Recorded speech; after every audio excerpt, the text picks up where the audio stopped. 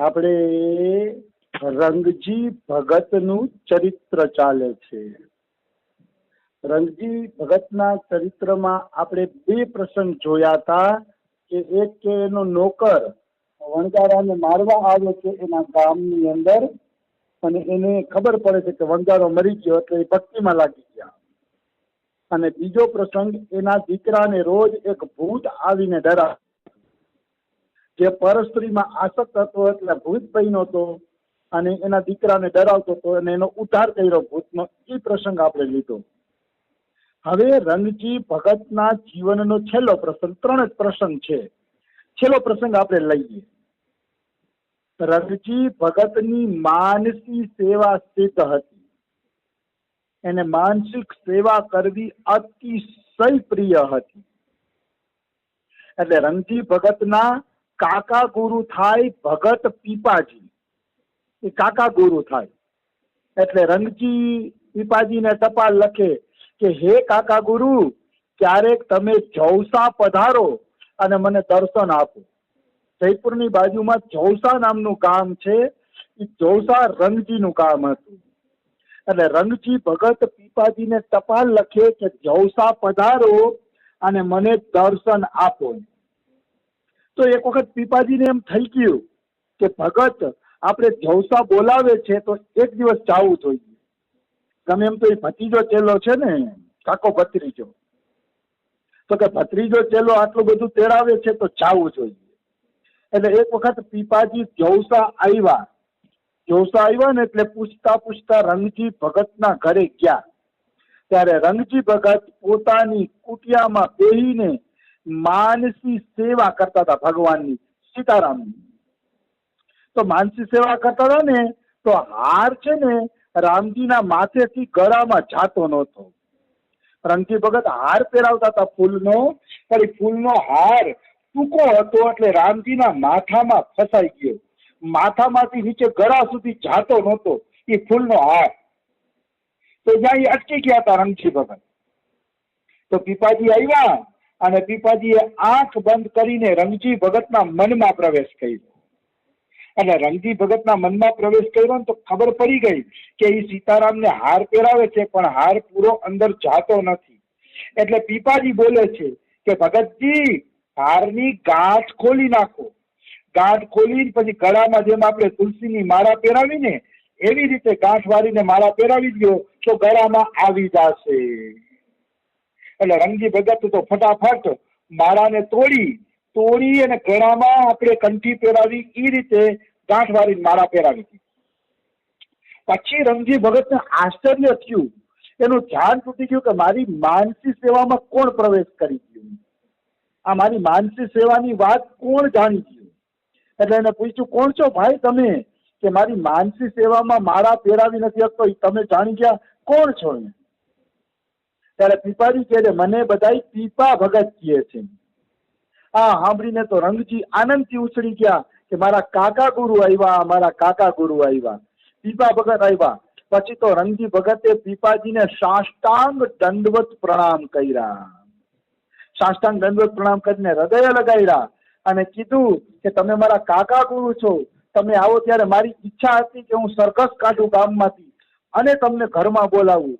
તો કે મારી સરઘસ કાઢવાની મનમાં રહી ગઈ છે, એટલે તમે ગામના પાદરે જાઓ કે હું હમણાં સરઘસનો સામાન લઈને આવું છું કે તમને ઘોડે બેસાડીને ઘરે લઈ આવવા છે. પીપાજી કે રેવા દો ને, એવું કઈ નથી કરવું. તો કે ના ના, મારી ઈચ્છા છે, તમે પધારો ત્યારે મારે આવો ઉત્સવ કરવો હતો. પછી તો પીપાજી ગામને પાદરે ગયા, ત્યાંથી ઘોડામાં બેસાડીને વાજતે ગાજતે રંગજી ભગત પોતાના ઘરે લઈ આવ્યા. ભાઈ કાકા ગુરુ આવ્યા છે, સન્માનની અંદર આવું સ્વાગત તો થવું જોઈએ ને. સંતોનું સ્વાગત જે નથી કરતા અથવા તો સંતોની સેવા જે નથી કરતા, એ સંત એના ઘરેથી નિરાશ થઈને જાય તો એના બધાય પુણ્ય લઈને વયો જાય છે. શાસ્ત્ર એમ કહે છે કે સંત જો તમારા ઘરેથી નિરાશ થઈને જાય તો એ તમારા બધાય પુણ્ય લઈને વહી જાય છે. એ નિયમ બધાને લાગુ પડે છે,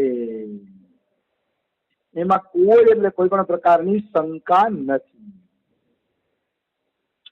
આવી વસ્તુ છે. તો આ રંગજી ભગત નું ચરિત્ર હતું જે વિશ્રામ લે છે હવે આપણે ચરિત્ર ચાલુ કરતી સ્વામી કૃષ્ણદાસજી પૈહારી. કૃષ્ણદાસજી પૈહારી ગલતા ગાદી જયપુરમાં થઈ ગયા. જયપુરની બાજુમાં ગલતા છે. એ ગલતા છે ને ગાલવ ઋષિની ભજન સ્થળી છે.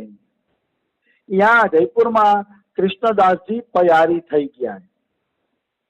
કૃષ્ણદાસજી પૈહારી પ્રાચીન ઋષિઓ જેવા એક પ્રભાવશાળી મહાત્મા હતા અને પોતે બ્રહ્મચારી રહીને ઉર્ધ્વ રેતા થઈ ગયા હતા.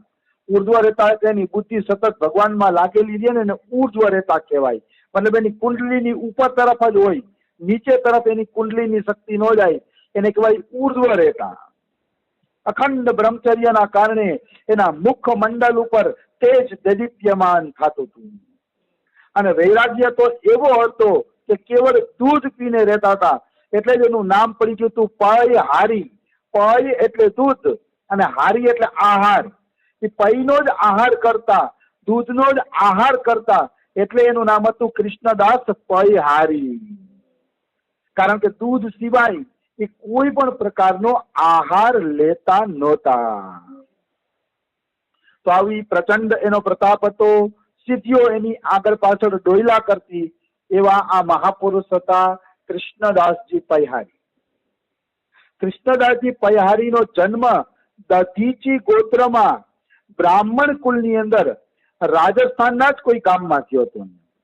અને એના વંશજો હતા દધીચી ઋષિ.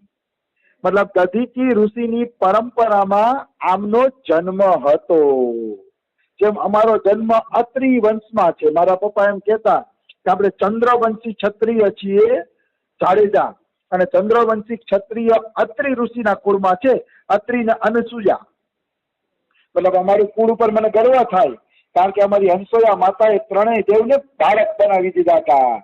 એવા કુળની અંદર અમારો જન્મ છે. અને અમારા કુળમાં અત્રિ વંશમાં ભગવાન શ્રી કૃષ્ણએ પણ જન્મ લીધો છે, કારણ કે એ ચંદ્રવંશી હતા. કૃષ્ણ વસુદેવજીની ચંદ્રવંશી હતા. એટલે એ પણ ગર્વની વાત છે કે અમારા કુળમાં ભગવાન શ્રી કૃષ્ણ આવ્યા. એટલે મારા પપ્પા બધી વાતો કરતા એટલે મને જૂનવાણીથી ગર્વ થતો. ગર્વ થાય પણ અભિમાન ન થયો તો બીજા નીચા. બધા ઊંચા છે, કારણ કે બધાના કુળમાં કોઈ ને કોઈ સંતો ભક્તો થયા છે. એટલે કોઈ મોટું નથી, કોઈ નાનું નથી. નાનું મોટાની વાત નથી, પણ એક ગર્વ હોવો જોઈએ કે આપણા કુળમાં આવા મહારથીઓ મહાપુરુષો થયા છે. સાચી વાત કરું તો ચંદ્રવંશ કરતા સૂર્યવંશમાં વધુ ભક્તો થયા છે. કબૂલ કરવું પડે. સૂર્યવંશી ક્ષત્રિય છે એ ચંદ્રવંશી કરતા આગળ છે એવું મારું માનવું છે. કારણ કે સૂર્યવંશી ક્ષત્રિયમાં તો ઓહો, અયોધ્યામાં સત્યવાદી રાજા હરિશ્ચંદ્ર, પછી ઓલું માંસ જોખી દીધું હતું ઈ આપણા ઈ અને કેટલા બધા મહાપુરુષો થયા. મતલબ આપણા દશરથનો જેનો વંશ જુઓ ને, દશરથના અજરાજા હતા. અને એ મને ભૂલાઈ ગયું એના દિલીપ ને બહુ મોટા મોટા મહાપુરુષો સૂર્યવંશની અંદર થયા. હાલાકી અત્યારે બધા મને નામ ભૂલાઈ ગયા છે. કહેવાનો ભાવ છે કે નાના મોટાની વાત નથી, બધા વંશમાં મહાપુરુષો થયા જ છે. આપણે બધા હિન્દુના જ સંતાનો છીએ, એટલે ઋષિઓના જ સંતાનો છીએ, એટલે આપણા વંશમાં મહાપુરુષો થયા છે. એમાં કઈ મોટી વાત નથી. તો દધીચી ઋષિ જેવા દાનવીર હતા, એવા જ કૃષ્ણદાસજી પૈહારી દાનવીર બન્યા. દધીચી ઋષિ પાસે ઇન્દ્રએ એના શરીરનું હાડકું માંગ્યું કે તમારું હાડકું આપો, એમાંથી અમારે વજ્ર બનાવવું છે, અને વજ્ર બનાવીને પછી વૃત્રાસુરનો વધ કરવો છે. તો ધન્ય છે દધીચી ઋષિને, એને સ્વેચ્છાએ પ્રાણ ત્યાગી દીધા, અને સ્વેચ્છાએ પ્રાણ ત્યાગીને પોતાના શરીરનું હાડકું આપી દીધું. ધન્ય છે દધીચી ઋષિને. એ દધીચી ઋષિ જેવા દાનવીર હતા, એવા જ દાનવીર એના વંશના કૃષ્ણદાસજી પૈહારી થયા. તો કેવી રીતે ભાઈ? કૃષ્ણદાસ પૈહારીએ એવું શું દાન કર્યું કે આપણે એને દાનવીર કહીએ છીએ? તો કે એનો પ્રસંગ એવો આવે છે કે જયપુરની બાજુમાં ગલકા ગામ છે. એ ગલકા ગામની એક પહાડમાં ગુફા હતી. એ ગુફામાં કૃષ્ણદાસજી પૈહારી ભજન કરતા હતા. કૃષ્ણદાસ પૈહારી ભજન કરતા હતા ને, તો એ ગુફામાં એક વખત એક ભૂખ્યો વાઘ આવ્યો. વાઘ ચડી આવે છે ને, ખૂબ ભૂખ્યો હતો. તો ધન્ય છે કૃષ્ણદાસ તૈયારીને એ કે વાહ, આજ તો સાક્ષાત નરસિંહ ભગવાન મારા ઘરે આવી ગયા છે. આ મારું કેવડું મોટું સૌભાગ્ય કે સાક્ષાત નરસિંહ ભગવાન મારા ઘરની અંદર પધાર્યા છે. એટલે એ પોતાનું માંસ કાપીને આપવા માંડ્યા. પ્રિય ભગવાન નરસિંહ રૂપમાં આવ્યા હતા તો એ રૂપમાં તમારું સ્વાગત કરું. જો કૃષ્ણના રૂપમાં આવ્યા હોય તો માખણ મિશ્રી ખવડાવવી પડે, અને રામ રૂપમાં આવ્યા હોય તો ગુલાબજાંબુ જેવા રાજભોગ ખવડાવવા પડે. પણ આ તો નરસિંહના રૂપમાં આવ્યા છે, નરસિંહના રૂપમાં આવ્યો ત્યારે ગુલાબજાંબુ ન ખવડાવવાનું હોય, માંસ ખવડાવવાનું હોય. એટલે આ કેવા અતિથિ સત્કારના પ્રેમી હતા. કૃષ્ણદાસ ભૈયારીએ પોતાનું માંસ કાપી કાપીને ખવડાવવાનું ચાલુ કરી દીધું. ધન્ય છે આવા મહાપુરુષને. એક તો એને સિંહમાં ભગવાન દેખાય છે અને ભગવાન એવું સ્વાગત કરે છે, પોતાનું માંસ કાપી કાપીને આપે છે. તો હાચુકાટ સિંહમાંથી નરસિંહ ભગવાન પ્રગટ થઈ જાય છે. ઝાંકી રહી ભાવના જૈસી પ્રભુ મુહૂર્ત તીન